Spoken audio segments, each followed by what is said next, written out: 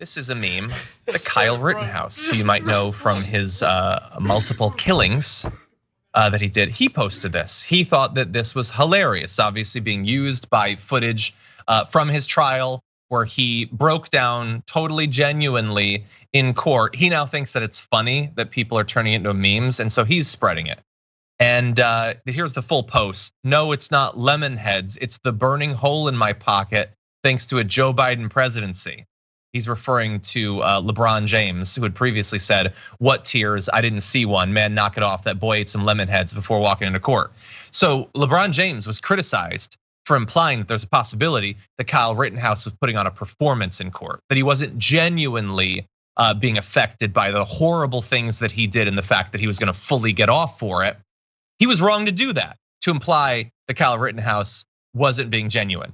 Kyle Rittenhouse is going to demonstrate that by showing how lacking in being genuine that he is. It's a joke. It's funny. It's something he posts on social media referencing the trial that he had for killing multiple people. It's now a funny thing that he can tie to gas prices or something, Brett. I was wondering at what point Kyle Rittenhouse would have jumped the shark, and I think this is it, because the whole point that he was making along the way was that this is a real traumatic experience he went through, and it isn't. It isn't traumatic. It doesn't hold the same sacredness that apparently he wanted us to believe that it did when he was defending himself for killing two people. That's really my main takeaway from this. And the other one is, hey Kyle, if it's burning a hole in your pocket, why don't you just start another GoFundMe so that rich right-wing opportunist billionaires can fund you and turn you into a prop, like you seem to embrace turning yourself into with this meme. Yeah. Look, this whole thing bothers me every step of the way. I never wanted to know that this person existed, and every reminder since then has been even worse. But if you want some sort of justice, if you want to believe that something like karma exists in the universe, I understand why you would be devastated by the fact that there weren't legal consequences for what he did. That said, this is now his life. This is now his life. Do you think that that is going to be a good, happy, satisfying life that he not that he's going to get, but that he's going to build for himself now with the actions he's already taken and everything he's going to do now? Because this guy apparently was shocked by the fact that they lifted him up as one of their representatives. They used him for a little bit, and now they don't care. They've just tossed him to the side, just like the family of Ashley Babbitt or whatever. These are convenient props and tools for them. They don't actually care about these people. And it's not to say that they'll never put him, at CPAC or something again. But this guy is going to be desperately chasing the high of having some of the worst bad faith actors in the country be obsessed with him. And that is going to be his existence for the rest of his life. No one is going to forget what he did.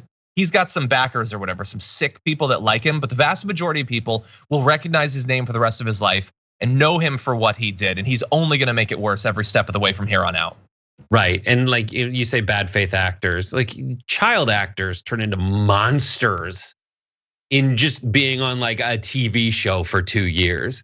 This guy is a child crisis actor essentially, who will be an even worse monster as time passes between when he was at his all-time high and when he turns into a please, please, please remember me. You think that Ricky Schroeder's bad when he goes to Costco and talks nonsense? Just wait till you get a load of Kyle Rittenhouse. It's really sad. When really, the last thing I'll say is, remember after this all happened and he had that interview with Tucker Carlson where he was very heartfelt and somber and said, I support Black Lives Matter.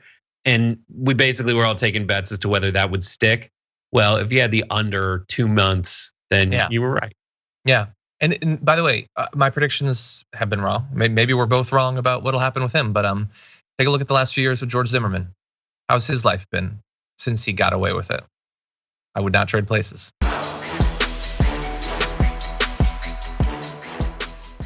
Check out the Damage Report podcast each day, wherever you get your podcasts, whether Pocket Casts or Stitcher or iTunes.